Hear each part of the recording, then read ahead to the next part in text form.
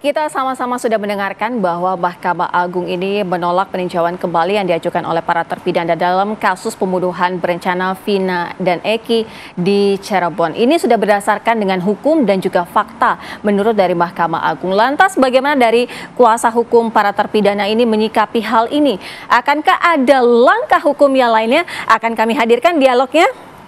Di malam hari ini sudah bergabung bersama kami para narasumber yang sudah hadir di studio dan juga melalui Zoom. Sudah ada Bang Jutek Bungso yang merupakan kuasa hukum dari para terpidana. Selamat malam Bang Jutek. Selamat malam Mbak Syira. Ya, kemudian juga sudah hadir Prof. Hipnu Nugroho yang merupakan guru besar Fakultas Hukum Universitas Jenderal Sudirman. Selamat malam Prof. Malam, Mbak. Sudah siap ya nanti kita ulas ya? Siap. Baik, siap. Kemudian melalui daring sudah bergabung juga juru bicara Mahkamah Agung, Pak Yanto. Selamat malam, Pak Yanto. Selamat malam, Mbak. Baik, sebelum saya ke Pak Yanto, izinkan saya ke Bang Jutek terlebih dahulu. Bang Jutek, ini tanggapannya seperti apa?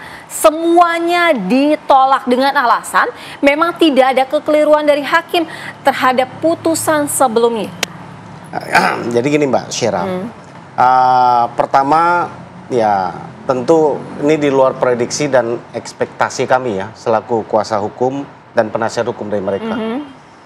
Ketika ada berita pengumuman dari Mahkamah Agung, sebenarnya yang kami persiapkan adalah kami berpikir akan mengajak para terpidana ini makan di mana, karena saya sudah janji akan ngajak makan empal gentong.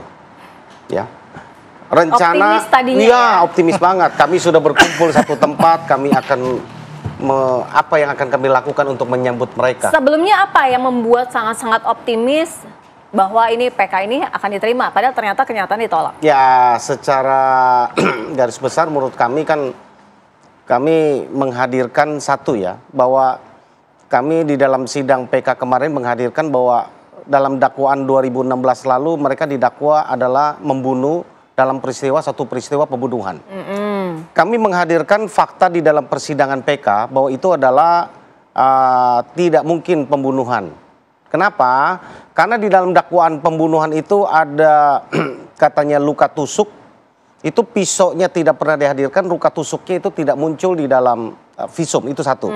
Yang kedua, jeda waktu. Jeda waktu ini menurut kami kalau itu dilakukan pembunuhan seperti dakwaan pada 2016 lalu, itu tidak mungkin terjadi. Oleh karena kami menghadirkan ada ekstraksi handphone percakapan Vina dan Widi, ya. Di dalam dakwaan 2016 mereka didakwa melakukan perbuatan itu mulai dari pukul 21.30 sampai 22.30, ya. Ternyata bahwa 22.10 itu Widi dan Vina itu masih bercakap-cakap lewat telepon, ya. Lalu pukul 22.14 itu mereka masih SMS-an. Dan ekstraksi handphone Vina itu sudah dilakukan, tapi ekstraksi handphone Widi itu tidak dilakukan. Itu dilakukan waktu tahun 2016 tapi tidak dimunculkan dalam persidangan. Ya, lalu ekstraksi handphone Widi kami lakukan, kami tahan ahli itu 2 minggu ada di Cirebon. Ternyata kami hadirkan, ternyata cocok jamnya. Tetapi untuk kata-katanya itu ada sesuatu yang dihilangkan di tahun 2016. Ya, atas seizin majelis, dan itu kami hadirkan. Menurut kami walaupun tidak ada kata-kata yang bisa dihadirkan karena sudah dihilangkan menurut Bang Jutek begitu. Bukan, ada kata-kata yang dihilangkan di tahun 2016. Iya, missing link-nya di situ. Ya, missing-nya di situ. Yang lengkap adalah yang kami hadirkan. Secara dalam lengkap. hasil ekstraksi yang terbaru ini. Ya, artinya ada kebaruan, kebaruan signifikan ya. Menurut kami itu adalah satu bukti baru yang seharusnya tidak bisa dibantah, ya. Bahwa itu adalah bukti otentik, scientific evidence. Kita langsung tanyakan ya ke Pak Yanto ya. Pak Yanto, ini tadi apa yang sudah disampaikan oleh Bang Jutek, sebenarnya novum itu, bukti baru itu memang sesuatu hal yang tadinya tidak pernah disampaikan dan ada kecocokan dan akhirnya dihadirkan begitu. Tapi kalau dari Mahkamah Agung kan menyatakan bahwa tidak ada kekeliruan dalam putusan sebelumnya dan sudah berdasarkan fakta dan juga hukum. Pak Yanto. Ya, jadi begini, kalau saya selaku jubir yang juga sebagai hakim agung itu kan terikat untuk tidak mengomentari sesama putusan hakim agung. Selaku jubir hanya menyampaikan isi putusan kepada publik di mana dalam putusan PK tersebut yang sudah dijatuhkan oleh majelis hakim yang saya bacakan kemarin, itu amarnya intinya menolak permohonan peninjauan kembali para terpidana, ya seperti yang saya sampaikan kemarin. Pertimbangan majelis dalam menolak permohonan PK tersebut antara lain tidak terdapat kekilapan judek fakti dan judek yuris dalam mengadili para terpidana. Ya, dan bukti baru atau novum yang diajukan oleh para terpidana bukan merupakan bukti baru sebagaimana ditentukan dalam pasal 263 ayat 2 KUHP huruf A KUHP. Itu pertimbangan majelis hakim yang mengadili PK tersebut, Mbak. Jadi saya menyampaikan isi putusannya seperti itu. Jadi tidak ada kekilapan baik judek fakti maupun judek yuris, dan novumnya juga seperti itu ya, tidak memenuhi ketentuan sebagaimana diatur dalam pasal yang saya sebutkan 263 ayat 2 huruf A KUHP tadi.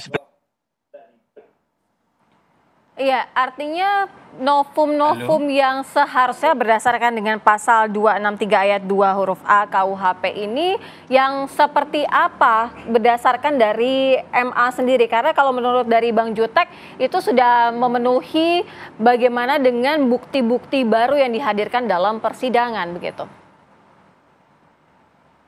Ya tentunya yang tahu kan majelis hakimnya, Pak.